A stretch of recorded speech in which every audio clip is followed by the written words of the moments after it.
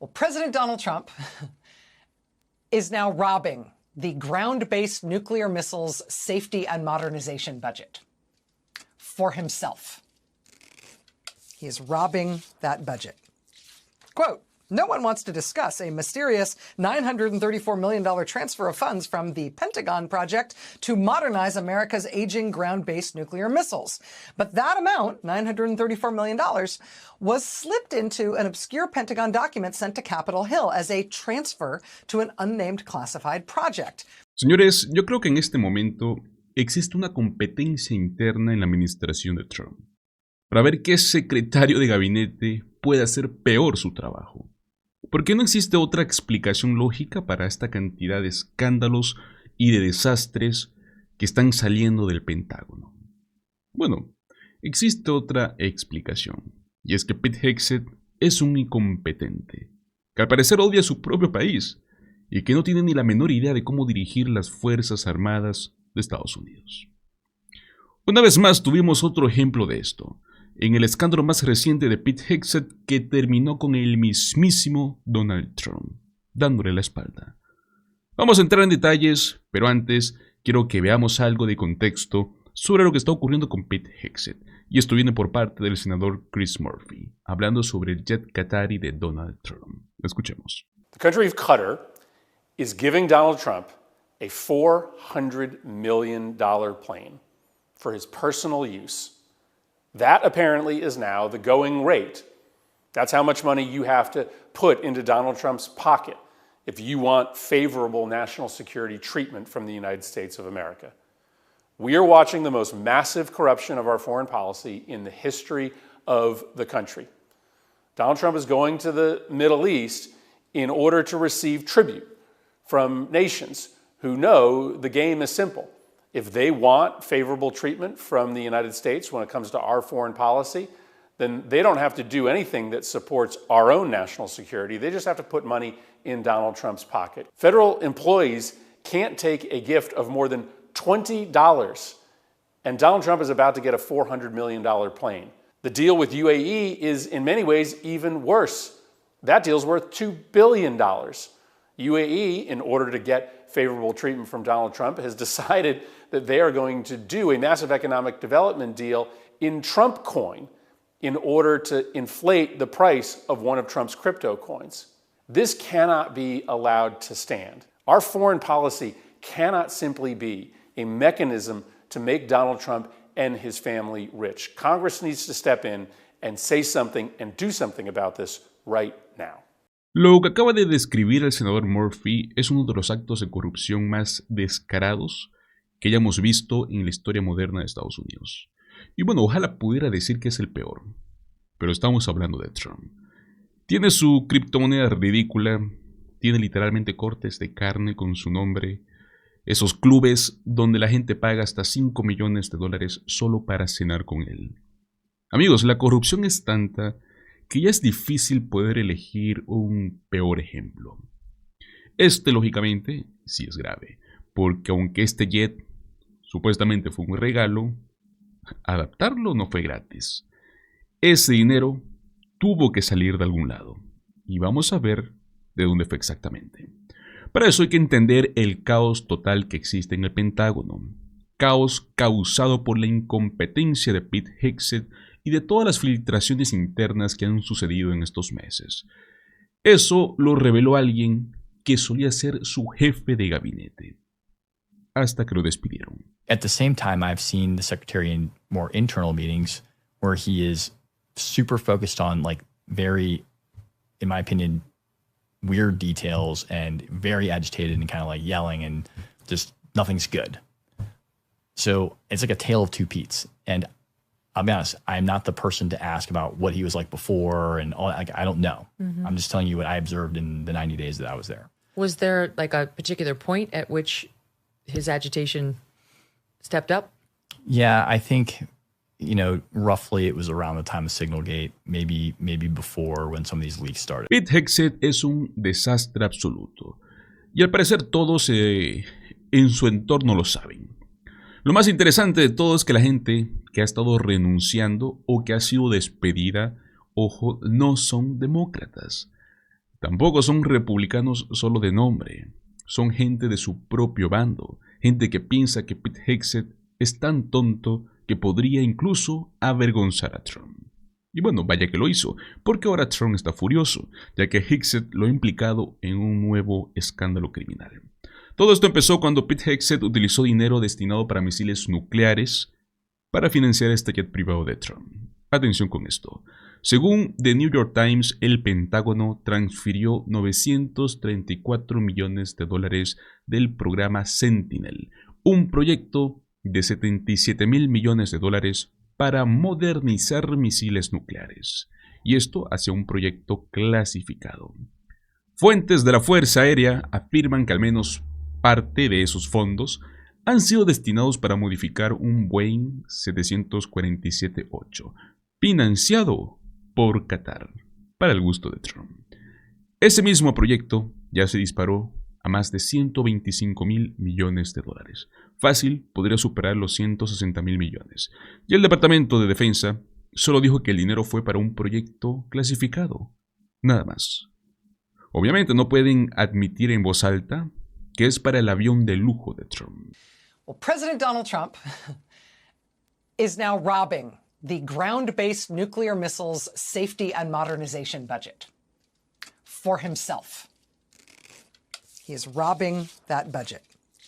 Quote, no one wants to discuss a mysterious $934 million transfer of funds from the Pentagon project to modernize America's aging ground-based nuclear missiles.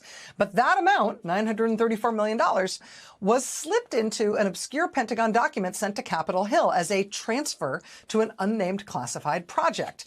In recent weeks, congressional budget sleuths have come to think that that amount almost certainly includes the renovation of the new gold-adorned airplane from Qatar that President Trump desperately wants to be in the air before his term is over. Air Force officials privately acknowledge, quote, dipping into nuclear modernization funds for the airplane project. That's from reporters David Sanger and Eric Schmidt at the New York Times. And just to underscore that last point again, just in case that didn't sink in, they actually say it twice in the article. When asked last week, the Air Force said it simply could not discuss the cost or anything else about the airplane because it is classified. But Air Force officials privately concede that they are paying for the renovations of the Qatari Air Force One with the transfer from the Pentagon program to rebuild America's aging, leaky ground-launched nuclear missile system. So our aging, leaky, ground-launched nuclear missile system needs some attention, needs a little TLC, because, you know, they're huge armed nuclear missiles under the ground in Montana and Wyoming and all over the place in silos built for them, 60 years ago. So they need a little TLC, our live nuclear weapons, but Trump is taking the money from that program for himself to instead fix up this plane that he wants, which, yes, he will use as Air Force One while he's president, but then, remember, he plans to keep it for himself after his presidency as part of his presidential library, which is a thing that does not exist. Diverting $934 million in taxpayer funds from the Pentagon for nuclear weapon safety to instead making sure he gets the gold inlay he knows he deserves on the plane he plans to take with him when he goes. Por todas estas filtraciones, señores, Pete Hegseth ha caído en la paranoia total. ¿Cuál fue su solución? Empezó a aplicar pruebas de polígrafo a su propio personal del Pentágono. Así es, señores, como si fueran espías soviéticos, hasta que la Casa Blanca tuvo que intervenir para detener ese circo. Un asistente cercano a Pete Hegseth se quejó directamente con la Casa Blanca de que él mismo podría ser obligado a someterse a un detector de mentiras. Y eso pues generó una llamada directa a la administración diciéndole, oye, ya basta. Hegseth ya venía como que obsesionado con querer cazar a los soplones dentro del Pentágono, sobre todo luego de las filtraciones conocidas como la del Signal Gate, ¿no? Donde miembros del gobierno estaban discutiendo planes de bombardear Yemen en un chat, un grupo de Signal con un periodista infiltrado. Durante ese escándalo, pues Pete Hegseth hizo que incluso miembros del FBI y altos mandos militares fueran interrogados con polígrafo. Y todo esto mientras el mismo Pentágono andaba circulando con cartas pidiendo su destitución. Hay varios empleados que estaban hasta furiosos por decisiones ridículas, como la de enviar a la Guardia Nacional a California durante las protestas que vimos, o construir este estudio de maquillaje prácticamente dentro del Departamento de Defensa. Señores, un estudio de maquillaje. Al parecer, Pete Hegseth pensó que iba a ser como Fox. Aún así, Trump pues está molesto con él porque la filtración sobre este avión salió a la luz. Y ojo, es ilegal. Ese dinero no fue aprobado por el Congreso para ese propósito. Y a pesar de todo, pues Pete Hegseth no puede hacer nada bien. Incluso cuando lo llegaron a interrogar en el Senado sobre el avión presidencial y sobre este despliegue de la Guardia Nacional, fue incapaz de dar una respuesta coherente. Just to confirm, I heard you say with respect to the gift of the plane from Qatar that we do not yet have a signed MOU with the government of Qatar. Is that right? Correct. We're in the process of working through that. And did you also say we don't have a signed contract with the company that is going to do the work? Or did you say that we have a contract, you're just not willing to disclose the terms? The terms should not be disclosed of anything related to an aircraft of this type. So in 2018, when the contract was signed with Boeing to do the upgrades or the new contracts for Air Force One, the terms of that contract were disclosed. They were made public. In fact, it was the Trump administration that issued a press release giving the total as $3.9 billion. Are you saying this time around, even after you sign the contract, you're not going to make public any of the terms of the contract? I wasn't involved in that previous administration decision, but we're happy to take a look. The Air Force testified before the House that that contract would likely deliver the new Air Force Ones by the 2028 timeframe. It doesn't stand to reason that you will be able to retrofit the plane from Qatar much sooner than 2028. So I'm trying to understand what the gap is that we're trying to fill. If this contract ends up being $500 million and the gap only ends up being 6 months, that doesn't sound like a wise investment for this committee to make. Senator, I would defer to the expertise of the Air Force as far as timing of modifications and when that would happen, but there's also been delay after delay after delay on the Boeing side, so I don't know that's a firm fixed date yet, unfortunately, can be counted on. So obviously the underlying question here is what is going to happen to the plane at the end of Trump's presidency. The president said on May 12th that this plane would be transferred to his presidential library at the end of his term. Is that your understanding of what is going to happen to this plane? The president said that. That's my understanding, although I would look at what comes out in the MOU. But why would we ask the American taxpayer to spend upwards of $1 billion on a plane that would then only be used for a handful of months and then transferred directly to the president? That doesn't sound like a wise use of taxpayer dollars. A lot of the capabilities, as you know, Senator, of that particular platform are and should remain classified. So there are reasons why you might modify, even for a short period of time, an aircraft to ensure the safety and security of the President of the United States. But when do you believe that those upgrades would be made? How long would the president have it before it got transferred to his personal possession? That would be a determination of the Air Force that would take hold of it and make those modifications within whatever time window they believe gets it to the place where it need to be.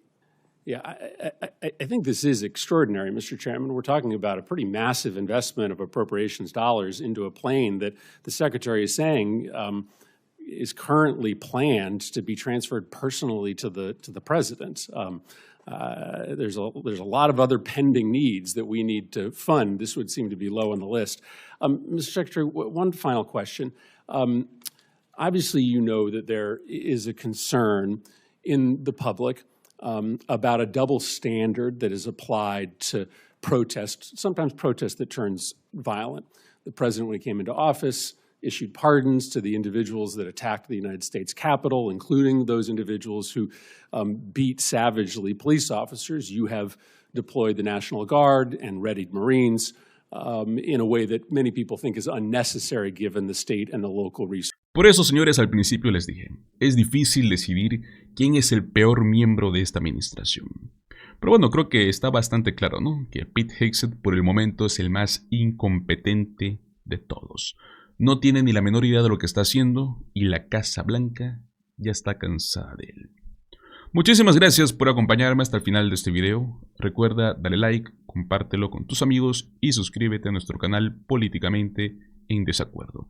Nos vemos en el próximo video.